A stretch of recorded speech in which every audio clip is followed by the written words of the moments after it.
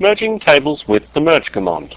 The merge command is used to merge two tables, a source table and a target table. Generally, the target table exists as acceptable data in a database. A source table is really a table containing data which is not necessarily in the database yet, where some of the rows could update rows in the target table, and some of the rows could actually be inserted as new rows into the target table. So, merge is used to insert new rows and update existing rows between a source and a target table. Here's the syntax of the merge statement. We're going to merge into a table using another table, namely the table we're coming from, the source table. We're going to connect the two tables with a type of a join clause, which is really on, and then a list of column matches. When rows are matched between into or source and using target table, we are going to update with a standard update set statement. When the join does not match the rows, it means we have new rows to insert into the target table, so we use a standard insert statement. Let's go and look at an example. Once again, in this situation, I do not have any tables within the concert schema which would easily allow me to demonstrate the use of a merge command. The merge command, much like the example I used for splitting tables using the multiple inserts command, requires me to really create extra data around the outside. It kind of borders on data warehouse type functionality as well, so I'm going to do something extra. What I'm going to do is I'm going to create a table called new categories. I'm going to select all the data from the category table. Unlike my previous demonstration where I created the table and I spec'd out the columns, I'm simply going to create the table using the category table and all its rows, and I'm going to restrict the row numbers to less than 1. What would this do? This would actually give me the structure without any of the rows, because the row number less than 1 is 0.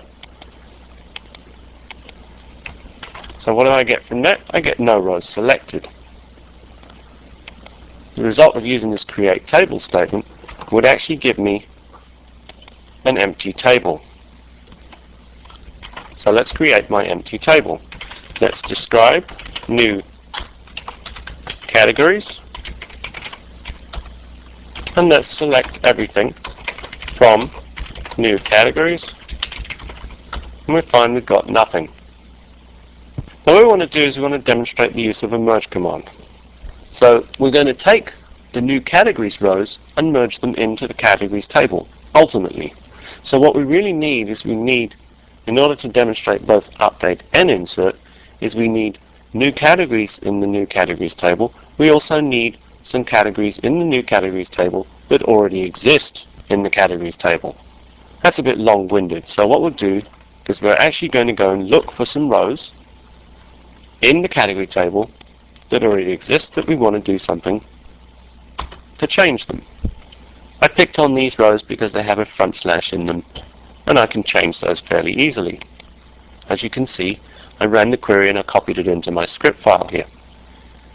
What I'm going to do is I'm going to copy the rows with this front slash in from the category table, select this from category, and I'm going to paste them into the new categories table. The other thing I know about these rows is that I'm not going to change the parent ID, so I'm not going to take the parent ID and copy it into the new categories table. It's probably a good idea, but it's not necessary at this stage. So all I'm going to do is I'm going to take these rows and copy them into my new table. I have 6 rows created, and now I'm going to change the rows that I've just created in the new table, and I'm going to replace that front slash with a new sequence of characters, which I'll update it, and I'll show you how they look. So let's select star from new categories table, and we find that the front slashes have disappeared and all the ands are there. I don't have parent IDs, as I said already. I didn't put them in there. The intention is not to update the parent IDs. Now let's go and create some new rows in the new categories table that do not exist in the category table. You may have noticed that I actually just changed this data. The reason why was because the racing records already exist. I created them earlier. So I'm going to create some new records. We know we don't have anything to do with the Olympics, and we don't have these subsets either. So let's just spread this out a little so we can see it more easily. I'm going to insert a single new parent category and then 3 subcategories within that parent category. So I'm going to insert athletics as being part of Olympics, swimming as being part of Olympics, and I'm also going to add something called weightlifting as being part of the Olympics. So let's copy and paste these rows, and let's paste them in and execute them. And it gives me 4 new rows created. Let's go and verify that. Let's select everything from new categories. Remember, we haven't inserted into categories yet, we've simply added new categories records. Here are my updates with the and replacing the front slash, and here are my new rows with their proper parent IDs. Now on to my merge command. What I'm going to do, as I said, is I'm only going to update the name fields for existing categories, and I'm going to insert all the values for categories that do not exist. So I'm going to merge into my category table using my new categories table. I'm going to match between the categories table on the category ID and the new category table also on the category ID. So all existing rows will match on this on clause, all non-existing rows will not match and will be inserted.